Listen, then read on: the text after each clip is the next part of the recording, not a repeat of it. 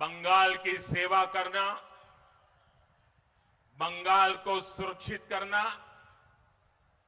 बंगाल के सामने उपस्थित एक विराट चुनौती से बंगाल को बचाना, ये मेरे भाग्य में भी है और मेरा दायित्व भी है।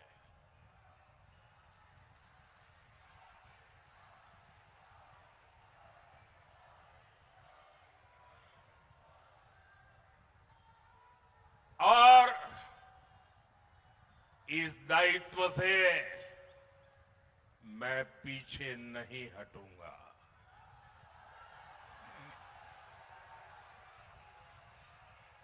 साथियों, पश्चिम बंगाल का ये चुनाव बंगाल के साथ साथ पूरे पूर्वी भारत का, हिंदुस्तान के पूर्वी हिस्से का, पूर्वी भारत का भाग्य बदलने का भी चुनाव है। अतीत में जब भारत समृद्ध था तब उसके 3 मजबूत स्तंभ थे, अंग, बंग और कलिंग। अंग यानी बिहार, बंग यानी बंगाल और कंग यानी कलिंग यानी ओडिशा। ये तीनों स्तंभ कमजोर हुए तो भारत के सामर्थ्य को भी झटका लगा। साथियों, आज भारत जब विकसित होने के लक्ष्य के साथ आगे बढ़ रहा है तो अंग, बंग और कलिंग का मजबूत होना बहुत जरूरी है। भारत का भाग्योदय पूर्वोदय के बिना अधूरा है और भारत के भाग्योदय की सबसे बड़ी ताकत पूर्वोदय का भाग्योदय है।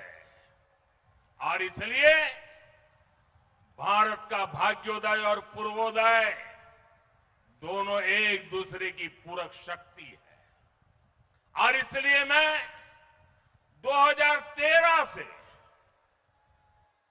प्रधानमंत्री बनने से पहले से इस बात को पूरे कमिटमेंट के साथ कह रहा हूं कि जब पूर्वी भारत आगे बढ़ेगा, पूर्व का उदय होगा तो देश आगे बढ़ेगा। बीते समय में अंग यानी बिहार ने कमल खिलाया है, कलिंग यानी ओडिशा ने कमल खिलाया है, अब बंग यानी बंगाल की बारी है।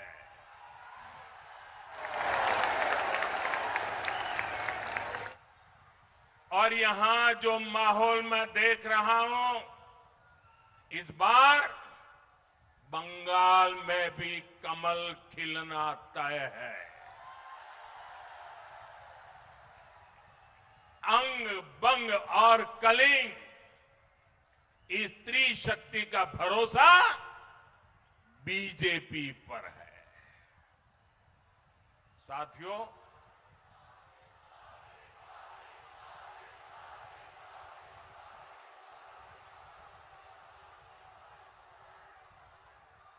साथियों, यही बंगाल,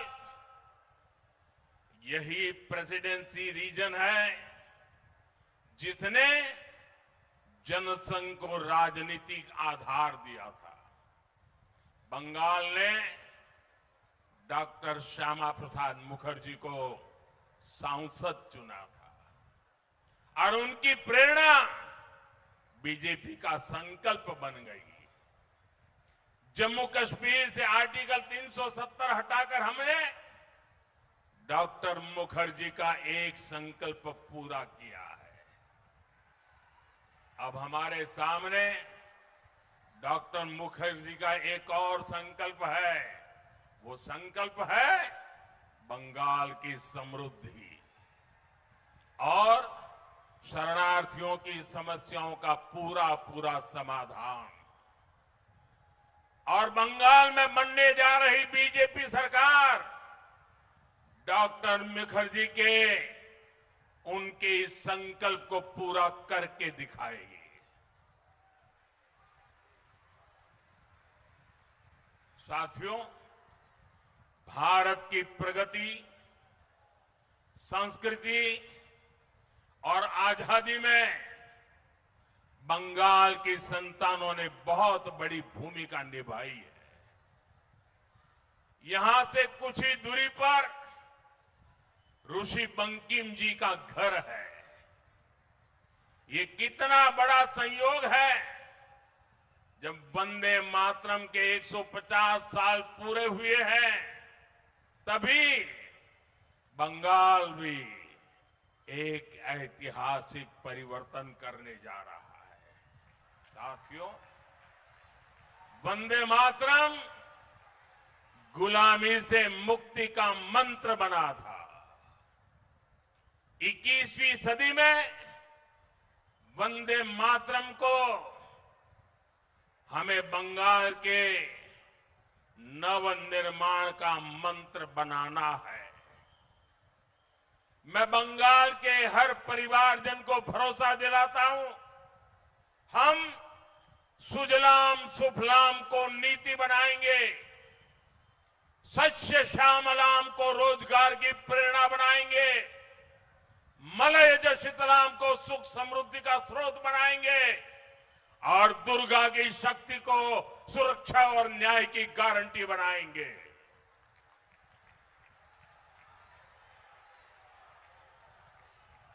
साथियों, बंगाल में चुनाव प्रचार के दौरान मैंने बंगाल के विकास के लिए बीजेपी का विजन आपके सामने रखा है। लेकिन इस चुनाव में मुझे एक बात बार बार खटकती है। इस चुनाव में टीएमसी के नेताओं ने एक बार भी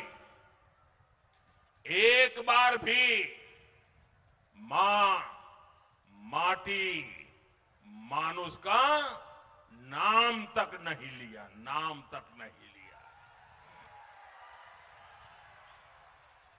जिस नारे के साथ टीएमसी ने बंगाल में सरकार बनाई थी, वो नारा ही टीएमसी ने भुला दिया है। साथियों, आपने 15 साल इन लोगों को मौका दिया, लेकिन उन्होंने मां के लिए, नारी की सुरक्षा के लिए कुछ नहीं किया। इन्होंने माटी के लिए, किसानों के लिए कुछ नहीं किया।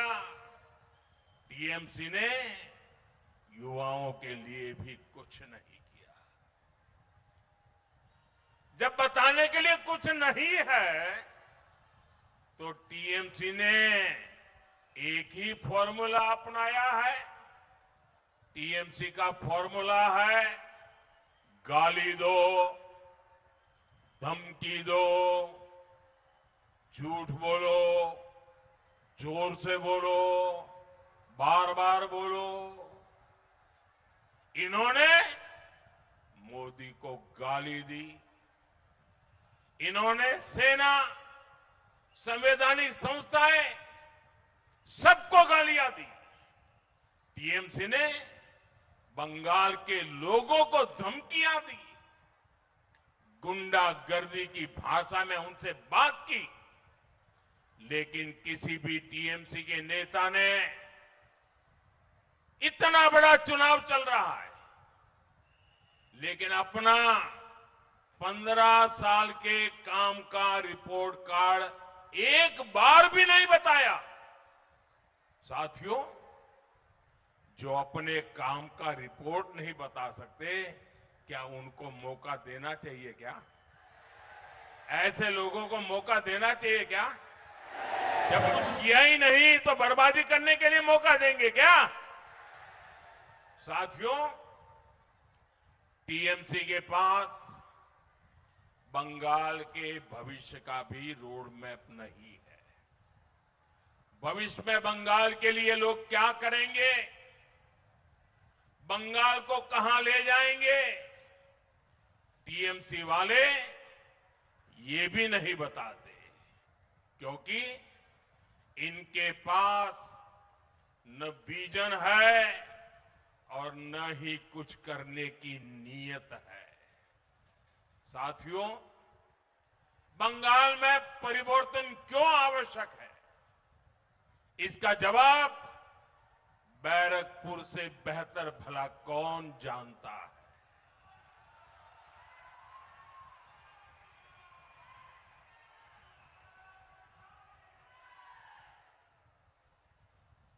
जिस बैरकपुर में बाहर से लोग काम के लिए आते थे, आज स्थिति ये है वहां से लोग पलायन के लिए मजबूर है। जहां कभी मिलों, फैक्ट्रियां और कारखानों से मशीनों की आवाजें आती थी, वहां अब बमबाजी और गोलियों की गूंज रहती है। साथियों, इस क्षेत्र की पूरी औद्योगिक बेल्ट बेहाल होती जा रही है। ऑकलैंड जूट मिल के साथ क्या हुआ, ये आप सभी ने देखा है। शाम को श्रमिक काम से आए, थके हारे सो गए, सुबह फिर काम पर गए तो देखा गेट पर ताला लग चुका था।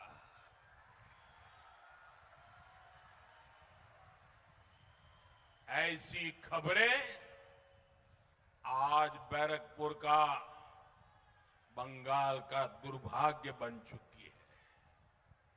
यहां जूट मिले, पेपर मिले, कपड़ा उद्योग, एक के बाद एक ये सब बंद हो रहे हैं। बीते कुछ महीनों में ही बैरकपुर इंडस्ट्रियल बेल्ट में करीब 1 दर्जन जूट मिलें बंद हो चुकी है। साथियों, एक तरफ आपको रोजगार देने वाली मिलें बंद हो रही है और दूसरी तरफ गुंडों को रोजगार देने वाली कच्चे बम की फैक्ट्रियां फल फूल रही है। टीएमसी के सिंडिकेट की दुकानों का विस्तार हो रहा है। ये है टीएमसी का महाजंगल राज।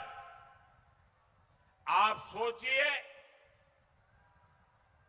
आपको अपना मकान, दुकान, खेत खलिहान का फैसला करना हो तो टीएमसी के सिंडिकेट को पूछना होता है।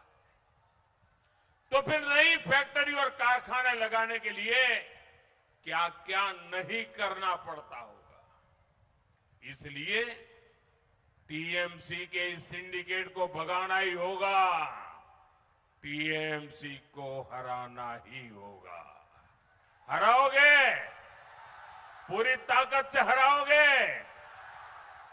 साथियों, बीजेपी सरकार यहां जनता जनार्दन का राज लाएगी।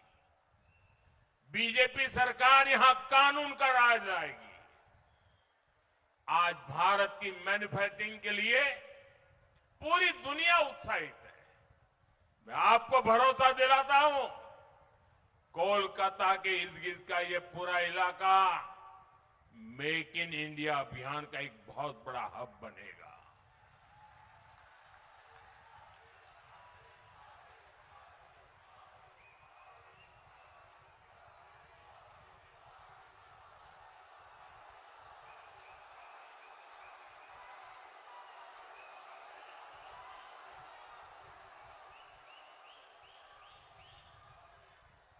बीजेपी सरकार मिलों और फैक्ट्रियों से जुड़ी हर समस्या का समाधान खोजेगी।